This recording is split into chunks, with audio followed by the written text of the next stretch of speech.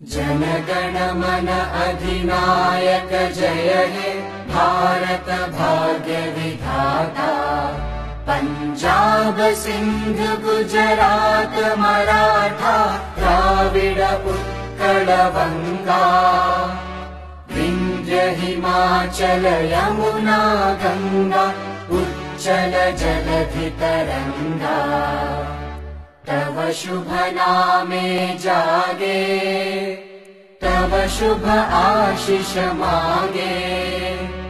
गाहे तव जय गाथा जनगण मंगलदायक जय हे भारत भाग्य विधाता।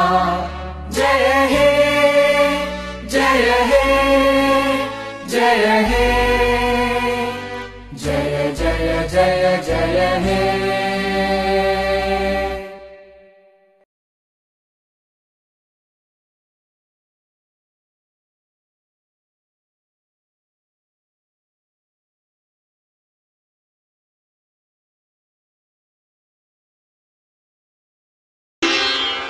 ఆత్మవిశ్వాసపరులైన కొందరు వ్యక్తుల చరిత్రే ప్రపంచ చరిత్ర.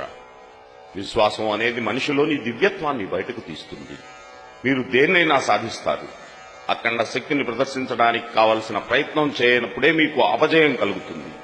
ఒక వ్యక్తి గాని జాతి గాని తనలో తనకు విశ్వాసాన్ని ఎప్పుడు కోల్పోతుందో అప్పుడే ఆ వ్యక్తి జాతి మరణించినట్టు లెక్క.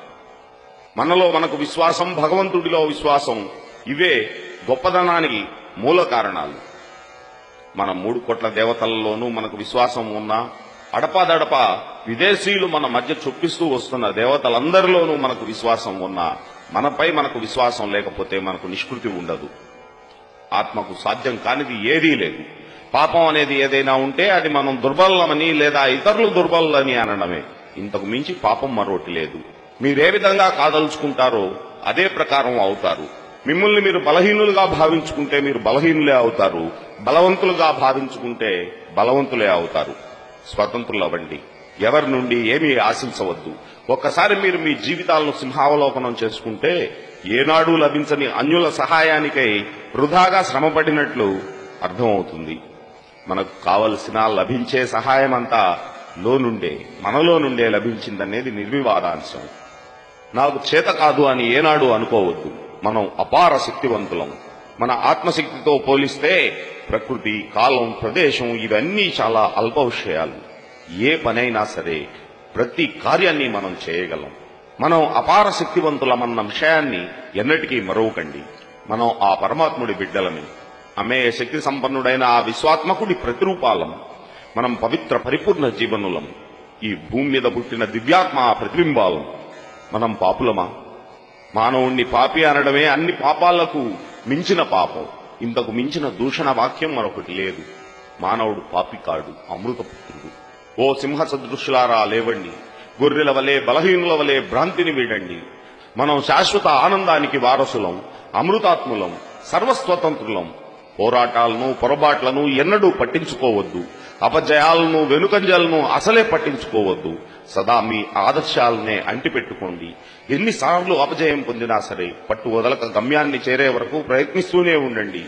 బలహీనతకు పరిష్కారం దాని గురించి చింతించడం కాదు, బలాన్ని గురించి ఆలోచించడమే తగిన మందు. మానవుల్లో నిబిడీకృతంగా ఉన్న బలాన్ని గురించి వారికి బోధించండి. ఉపనిషత్తులన్నీ ఎలుగెత్తి చాటే ఒకే ఒక్క పదం నిర్భయత్వం. వేదాంతాలన్నీ ఉపదేశించే ఏకైక మంత్రం నిర్భయత్వం. మీరు జాగ్రత్తగా గమనిస్తే నేను ఉపనిషత్తుల నుండి తప్ప దేని నుండి ఉదహరించడం లేదని గుర్తించగలరు. వేదాంతాలన్నిటిలోనూ సారాంశం బలం. ఈ ఒక్క మాటలోనే సారాంశం అంతా ఇమిడి ఉంది. యువకులకు నేనిచ్చే సలహా ఒక్కటే, బలవంతులై ఉండండి. బలహీనులుగా ఉండి భగవద్గీత పఠించడం కంటే బలవంతులై ఫుట్బాల్ ఆడేవారిని భగవంతుడు దగ్గరకు తీస్తాడు. మీ కండలను బలవంతంగా చేస్తే భగవద్గీతను మరింత బాగా అర్థం చేసుకోగలరు. బలమే ప్రాణం, బలహీనతే మరణం. బలమే సంతోషం, శాశ్వతం, అమృత జీవనం. బలహీనతే ఎడతెగని ప్రయాస, దుఃఖం. బలహీనతే మరణం. విజయాన్ని సాధించాలంటే అద్భుతమైన పట్టుదల, సంకల్ప బలం ఉండాలి. పట్టుదల గల వ్యక్తి నేను ఈ సముద్రాన్ని దాటగలను, కొండలను పిండి చేయగలను అని అనగలడు. ఈ రకమైన సంకల్ప బలాన్ని, శక్తిని కలిగి కష్టపడి పనిచేస్తే మన గమ్యాన్ని మనం తప్పక చేరగలం. బలమైన, ఉత్సాహవంతులైన, శక్తివంతులైన, విశ్వాసపాత్రులైన యువకులు 100 మంది లభిస్తే ఈ ప్రపంచ చరిత్రను మార్చవచ్చు. భేరీలు, తూర్యనాదాలు, డంకా నగారాలు, వీటి ఘోషను వినండి. మన బాలురుల్లో శక్తిని, ఉత్సాహాన్ని, సమర శంఖారావాన్ని పూరించండి. తిని కూర్చుని వృధాగా కాలక్షేపం చేసే అజ్ఞాన జీవనం కంటే మరణమే మేలు. పరాజయం పొంది మనుగడ సాగించడం కంటే రణరంగంలో ప్రాణాలర్పించడం ఉత్తమం. అకర్మణ్యతను మీ నుండి పారద్రోలండి. రండి, వీరోచిత కార్యాన్ని ఏదైనా చేద్దాం. మనస, వాచ, కర్మణ, త్రికరణ శుద్ధిగా తాము చేసే పరోపకార కార్యాల ద్వారా ప్రపంచాన్ని సంతోషపరిచేవారు. ఇతరులలోని సౌశీల్యం చిన్నదైన పర్వతమంతగా పెంచి శ్లాఘించడం ద్వారా హృదయాలను వికసింపజేసేవారు మహాత్ములని అనిపించుకుంటారు. ప్రతి వ్యక్తి తన శక్తి కొద్ది శ్రమ చేయనిదే ఏ కార్యమైనా సాధ్యమవుతుందా? క్రియాశీలిని, సింహసదృశ ధైర్యవంతులను మాత్రమే విజయలక్ష్మి వరిస్తుంది. వెనుక్కు చూడవలసిన పని లేదు. మున్ముందుకు సాగండి. అంతులేని శక్త్యుత్సాహాలు, ధైర్యం, సహనం ఇవి ఉంటేనే ఘనకార్యాలు సాధ్యపడతాయి. నిరాశపడవద్దు. మీరు నడిచే బాట కంటకావృతమైన, కీకారణ్యమైన వెనుకడుగు వేయవద్దు. లేవండి, మేల్కోండి, మీ గమ్యాన్ని చేరండి. గీతలో శ్రీకృష్ణ పరమాత్ముడు సైతం అర్జునులకు ఉపదేశించిన ఉపదేశం ఇదే. క్లైబ్యం ఆత్మగమః పార్థ నైతత్వ యుపపద్యతే క్షుద్రం హృదయ దౌర్బల్యం త్యక్తోతిష్ఠ పరంతప. రోగాలు, చావులు, దురదృష్టం, దైన్యం ఇవేవీ మనకు లేవు. మనం విలపించవలసిన పనే లేదు. నీవు శాశ్వతుడు అని గుర్తించు. జనులు నిన్ను ఏమైనా అనని నీవు నీ గమ్యాన్ని అంటిపెట్టుకో. అలాగైతే నే కావలసిందంతా నీకు దక్కుతుంది. వీరిని వారిని నమ్మడం కంటే మిమ్మల్ని మీరు నమ్మడం అనేది చాలా ముఖ్యం. ఆత్మవిశ్వాసం పెంపొందించుకోవడం అనేది సరైన పద్ధతి. శక్తి అంతా మనలోనే ఉంది. అది తెలుసుకుని మనలోని శక్తిని బహిర్గతం చేయగలిగితే మనం తలచిన ఏ కార్యాన్నైనా సాధించగలం. సంపూర్ణ ఆత్మవిశ్వాసం, బలం కలిగి ఉంటేనే కాలకోట విషాన్నైనా అమృతంలో త్రాగవచ్చు. మిమ్మల్ని పిచ్చికుక్క తరుముతుంటే మీరు పరుగులెత్తుతూ ఉంటారు.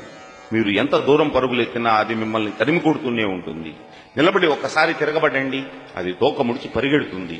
ఎలాంటి భయంకర పరిస్థితినైనా సరే ఎదిరించి ధైర్యంగా నిలబడగలిగితే ఏ పరిస్థితి నిన్ను ఏమీ చేయలేదు. లేచి నిలబడి ధైర్యంగా పోరాడండి. ఒక్క అడుగు కూడా వెనక్కు వేయవద్దు. గ్రహతారులు గతులు తప్పని, ప్రపంచమంతా ఎదురు తిరగని మన గమ్యం నుండి వెనుకంజ వేయవద్దు. మరణం అంటే కేవలం దుస్తులను మార్చుకోవడమే. అటువంటి దాని గురించి ఆలోచన ఎందుకు? పిరికి వాళ్లై మనం సాధించేదేమీ లేదు. వెనుకడుగు వేసినందువల్ల వచ్చే ఆపద రాకమానదు. ప్రపంచంలోని దేవతలందరినీ ప్రార్థించినా నీ దుఃఖం తీరదు. నీకై నువ్వు పోరాడు, విజయం సాధించు. అప్పుడు ప్రతి దేవుడు నీకు అండగా నిలబడి ఆశీర్వాదాలందిస్తాడు. దానివల్ల ప్రయోజనమేమిటి? అనంతమైన ఆత్మస్వరూపుడవు నీవు. బానిస బ్రతుకు బ్రతకవలసిన పని లేదు. మేలుకో, లేచి ధైర్యంగా నిలబడి పోరాడు.